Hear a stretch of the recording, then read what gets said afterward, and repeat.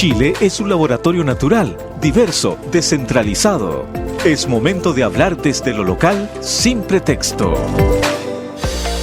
Una nueva investigación dirigida por un equipo de la Universidad de Estocolmo en Suecia describe 14 trampas evolutivas que podrían llevarnos al fin como humanidad. Peter Sogard Jorgensen es investigador de la Universidad de Estocolmo, también de la Real Academia Sueca de Ciencias de Dinámica Económica Global y del programa Biosfera y Laboratorio de Antropoceno. Y según los hallazgos de este equipo que él lidera, atravesamos por lo que se conoce como una policrisis, donde múltiples amenazas desde el cambio climático hasta pandemias globales pueden llevarnos al fin. ¿Estamos realmente a tiempo para que muchas de estas amenazas puedan ser revertidas? Se lo vamos a preguntar a nuestro siguiente entrevistado, Cornelius Kupchek. Él es biólogo con mención en antropología biológica y profesor de la Universidad de Chile, especialista además en evolución humana. Cornelius, muchas gracias por estar con nosotros esta tarde. Ya, muy buenas tardes, Nena. Bueno, partir preguntándote, Cornelius, ¿qué te parece este informe que hace la Universidad de Estocolmo y otras entidades, digamos, de Suecia?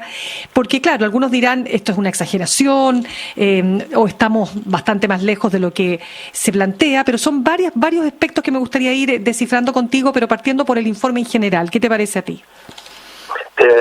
Bueno, bien, estás bien redondo y los autores y las autores intentan abordar tanto datos y resultados de las ciencias naturales como de las ciencias sociales para entender los retos que tenemos adelante hoy día, lo cual tiene que ver con la contaminación, calentamiento global, etcétera.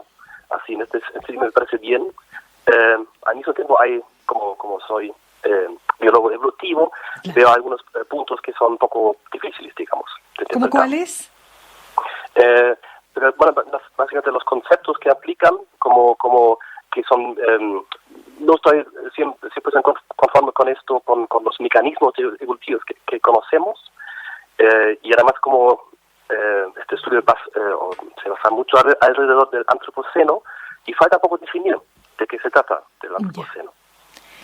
Perfecto, pero vamos analizando de todas maneras los 14 posibles callejones sin salidas que ellos hablan, evolutivos, dicen, para la humanidad, porque dice este informe que 12 se encuentran en un estado avanzado, lo que implicaría que la humanidad está a punto de quedarse estancada a un nivel que le resulta, dice el informe, muy difícil de salir. Entonces parten por las 5 primeras trampas que están etiquetadas como globales, por ejemplo, los sistemas que se simplifican demasiado, o sea, que se están muy especializados, digamos, ¿no? Y por lo tanto hacen difícil la adaptación, como por ejemplo los monocultivos, también otros aspectos. Entonces me gustaría que vayamos con eso, digamos, definiendo esas trampas. Partamos por ahí. ¿Tenemos una trampa cuando nos concentramos demasiado en determinado tipo de cultivos? Sí, pues sí, claramente si pensamos en el monocultivismo, ¿no? Como vemos en la prehistoria y la historia en este caso, de nosotros, nuestra propia especie, que estamos en este siglo, o también el siglo pasado, aplicando la variedad, la biodiversidad que existía, ¿ya? Y esto al mismo tiempo, trabajando con solo ciertas plantas, ciertos cultivos, ¿ya? Son muy sensibles acerca de ciertos agentes externos. Por ejemplo, el cambio climático también afecta mucho a estos cultivos, ¿ya? Y como son pocos, no hay tanta variedad, quizás algunas que puedan subir mejor debajo de este tipo de calentamiento global.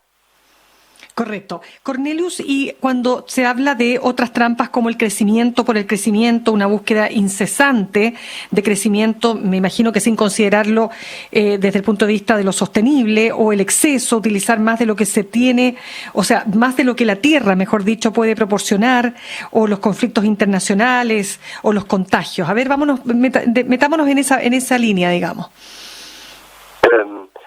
Sí, claro. Entonces, como son temas, digamos, son globales, claramente, se puede leer cada día en el diario, en las redes sociales, pero también afecta mucho a nivel local, nacional.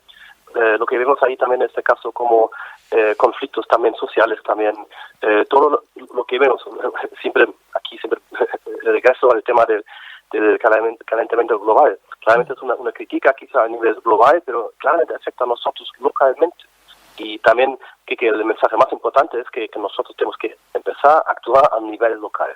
Ya como tema de sustentabilidad, entrar un mejor diálogo con la naturaleza, sin ser muy esotérico, pero sí claramente vinculando quizás lo que dice la ciencia, lo que dice la sociedad en general, cualquier chileno o chilena en este caso. Sí, conversamos a esta hora con el profesor Cornelius Kupchek. Él es biólogo con mención en antropología biológica y profesor de la Universidad de Chile, especialista en evolución humana. Cornelius, ¿cómo la tecnología, porque también se habla de las trampas tecnológicas, de qué manera las tecnologías también nos pueden llevar, con todo el aporte que han hecho a la humanidad, también al fin de la humanidad? Sí, claro, mucha gente, y nosotros también en las universidades, hablamos mucho de la inteligencia artificial y estas herramientas, estas tecnologías, lo cual son realmente como un alivio, porque nos pueden apoyar bastante en soluciones diarias o problemas diarios, pero al mismo tiempo, como eso ahí realmente es una trampa, nosotros estamos como casi excavando, lo que decía, una tumba, pero como nos conocemos bien como cuáles son los retos en este caso, qué va a pasar en el futuro, ya con esa tecnología, aquí como realmente como esto va bastante difícil, ya como predecirlo, y ahí realmente puede haber una trampa, algo que es bien actual, porque claramente nos ayuda, como he dicho, en nuestra vida cotidiana y también en el futuro, pero al mismo tiempo tampoco sabemos lo que va a venir. Entonces hay que también tener un marco regulatorio bastante bueno para que no nos escape esto de la mano. ¿Y cómo podría, por ejemplo, otra de las trampas que ellos definen, hablan de trampas que son estructurales, por ejemplo, hablan del cortoplacismo, el consumo excesivo, la desconexión de la biosfera, la pérdida de capital social, porque la gente además está toda tan hiperconectada, pero al mismo tiempo tan ensimismada en sus propias pantallas que deja de conectarse o deja de relacionarse debidamente. ¿Cómo eso también puede afectar a la humanidad y puede llevarla al fin? Claro, cada vez nos alejamos más de nuestro ambiente. Por ejemplo, queremos acá en Chile, en la capital, aquí en Santiago, ¿ya? Nosotros es una ciudad muy grande. Me imagino que muy poca gente realmente conoce lo que es la naturaleza, lo que es un bosque, ¿ya? Mientras nosotros vimos este hábitat que nosotros veamos con todo lo bueno y lo malo, porque tenemos claramente una infraestructura como médica, trabajo, colegio, etcétera, pero al mismo tiempo también esto cuesta mucha energía. Nosotros tenemos que movernos en auto, manejar todo esto, y eso al mismo tiempo también nos impide, o de hecho tiene un cierto efecto también nuestra salud mental, ¿ya? Eso como una de esas posibles trampas que se puede observar. Cuéntame, Cornelius, ¿cuánto de estas trampas, como decíamos al comienzo, se han calculado que son 14? Porque dicen los científicos que elaboraron este informe que 12 de esas trampas se encuentran en un estado muy avanzado, pero que solo la autonomía tecnológica y la pérdida de capital social aún no se han convertido, decían, en problemas que sean realmente preocupantes. ¿Coincides? Digamos, aquí no soy experto porque realmente abordan como estas 14 trampas de distintos lados. Simplemente ahí puedo como, según su modelo, el modelo que aplican y los datos que están en el fondo, ya ahí también tengo la confianza que esto es todo bien lo que ellos mismos estiman y calculan, ¿ya? Entonces, como, claro, ahí estoy concuerdo con esto, que quizás con suerte tenemos estas 2 trampas que todavía no están tan avanzadas como las otras 12. Claro, pero la pregunta también es, ¿hasta qué punto podemos revertir esto?